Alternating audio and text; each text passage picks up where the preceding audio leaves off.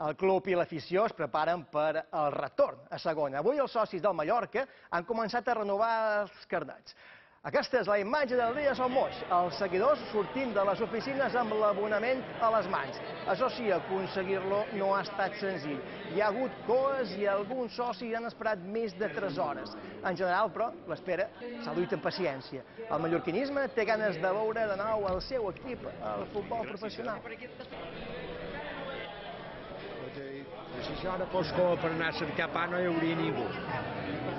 Però el futbol té escollat aquest. Per estar a la playa, que t'endur més arena que se deixes allà, estic aquí y mos divertim. Si ha venido a tercera, no voy a venir a segunda. Este año el Mallorca hará un equipo competitivo y que vuelva a ilusionar otra vez a la gente, que es lo que hace falta. Esperando a ver si podemos subir a primera. No serà fàcil, si no el mantenim ja anirà ben guany. Els que han davallat són molt forts també, i tenen un pressupost molt superior. Molt segon tram i l'any que ve segurament pujarà. Tot depèn de quin equip en Maeta farà